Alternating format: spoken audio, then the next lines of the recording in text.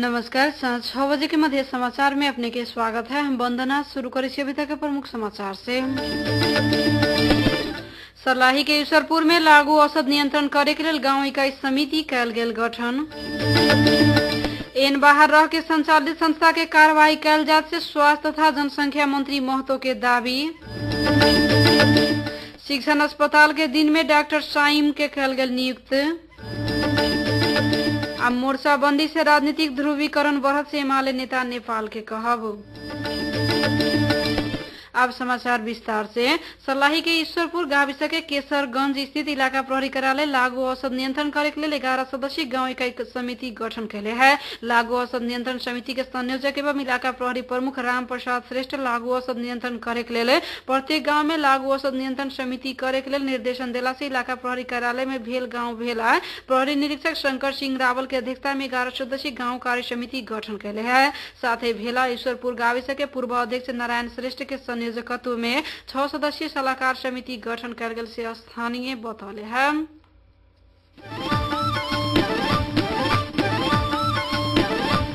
जिला भन्सार कार्यालय सर्लाही मलंगमा के अनुगमन तथा निरीक्षण कर गेल है। अर्थ मंत्रालय के अर्थ सचिव कृष्ण हरि बास्कोटा जिला भन्सार कार्यालय के आर्थिक वर्ष 2068-69 राजस्व संकलन मुद्दा नीलामी धरौटी कार्यालय के विद्यमान चुनौती समस्या समाधान के बारे में सेहो जानकारी के क्रम में अर्थ सचिव के जानकारी देले छल। एम्हर भन्सार के अनुगमन के क्रम में भन्सार के संपूर्ण गतिविधि के बारे में भन्सार कार्यालय के प्रमुख राम राजा प्रसाद चौरसिया अर्थ सचिव बास्कोटा के जानकारी करालेलन। निरीक्षण अनुगमन के क्रम में जिला के सुरक्षा निकाय के पदाधिकारी तथा उच्च पदस्थ व्यक्ति सबके सहभागिता रहल छल।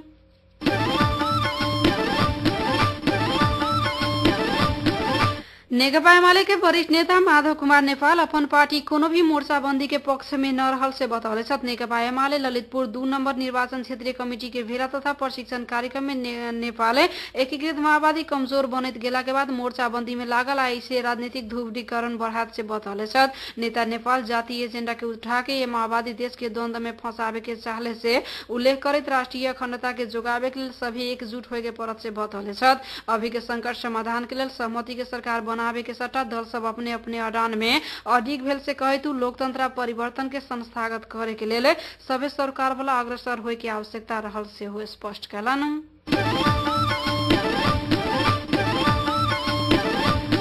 नेपाली कांग्रेस के वरिष्ठ नेता शेरबहादुर देउवा वर्तमान राजनीति थप जटिल बनत गेल के अवस्था में मुलुक के संकट से मुक्त करे के लिए सभी राजनीतिक दल सब अपन अपन जिद त्याग के अगाडि बढ़े के परत से जोर दिले छथि। काठमाडौँ में नेपाल प्रजातन्त्रवादी इंजीनियर्स एसोसिएशन के प्रथम अधिवेशन के उद्घाटन करत वरिष्ठ नेता एहन बतौले छथि। सभापति सुशील कोइराला प्रति व्यंग करत देउवा पार्टी भीतर के विवाद मिलावे के लिए न सके वाला सब मुलुक के केना चलायत से हो स्पष्ट कैलन। उस संविधान के संशोधन न करके चुनाव असंभव भेला से कुछ समय के लिए संविधान सभा पुनर्स्थापना करके भेला पर भी राजनीतिक सहमति काम करके चुनाव के आवे के मिति तोके के परत से हो बतौले छथि।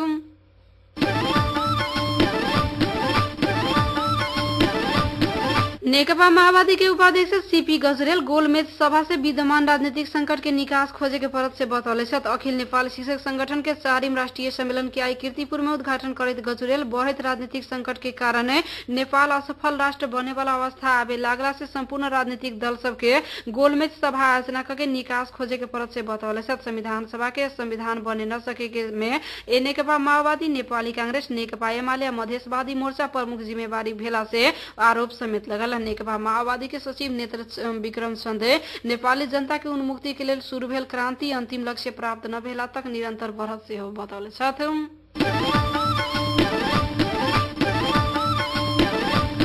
त्रिभुवन विश्वविद्यालय अस्पताल महाराजगंज के डीन में डॉक्टर प्रकाश सायमी नियुक्त भेल छथि। वरीयता में 5म नंबर में रहल सायमी के आई त्रिभुवन विश्वविद्यालय डीन में नियुक्त कैले है। सायमी के डीन में नियुक्त कैला के बाद 5 दिन से आमरण अनशन में बैसले प्राध्यापक डॉक्टर गोविंद केसी अनशन से हो तोड़ले छथि। उपचार के लिए अस्पताल पहुंचले बिरामी जूस खिया के डॉक्टर केसी के अनशन तोड़ले है। डीन नियुक्त भेला के बाद चिकित्सक सब आईएसए आंदोलन के सभी कार्यक्रम से हो फिरता लेले है। शिक्षण अस्पताल के सेवा से हो शुरू भेल है।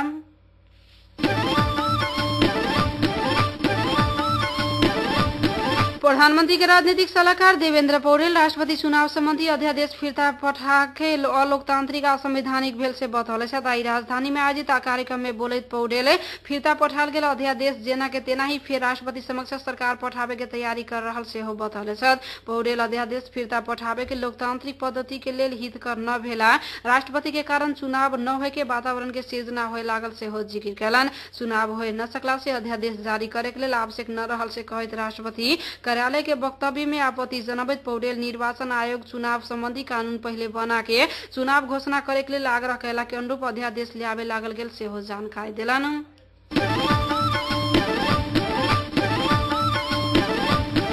एकीकृत नेकपा माओवादी के अध्यक्ष पुष्पकमल दाहाल प्रचंड दल सभी सहमति न भेला पर वर्तमान सरकार अभी 20 वर्ष तक काम करत सेहो बतौले। सिरहा के लहान में आई भेल पत्रकार सम्मेलन में अध्यक्ष प्रचंड सहमति भी न होता निर्वाचन भी न भेल के अवस्था में वर्तमान सरकार के आयु लम्हर होत सेहो जिक्र कैलन। कांग्रेस आ एमाले काम चलाऊ प्रधानमंत्री के राजीनामा के मांग करत सड़क से आंदोलन करब से कहनाई हास्यास्पद विषय भेल सेहो कहत प्रचंड नेपाली कांग्रेस के नेता सब मुलुक के 2017 साल के अवस्था में पहुंचावे के चाह रहल से आरोप समेत लगालन।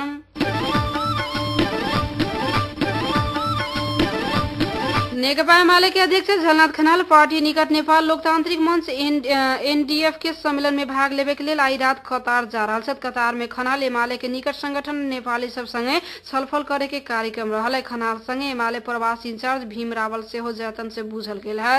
रात 9 बजे कतार एयरवेज से ओई तरफ प्रस्थान करे के कार्यक्रम रहल से स्वकीय अध्यक्ष खनाल के सचिव रामबाबू अधिकारी जानकारी दिलन। खनाल भादो 5 गते स्वदेश लौटे के कार्यक्रम तय कल गेल है।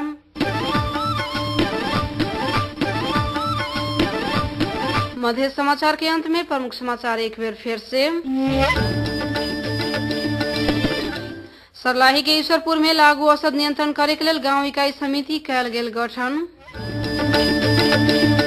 एन बाहर रह के संचालित संस्था के कार्रवाई कल जाते स्वास्थ्य तथा जनसंख्या मंत्री राजेंद्र महतो के दावी। शिक्षण अस्पताल के डीन में डॉक्टर शाइम के कल गेल नियुक्त।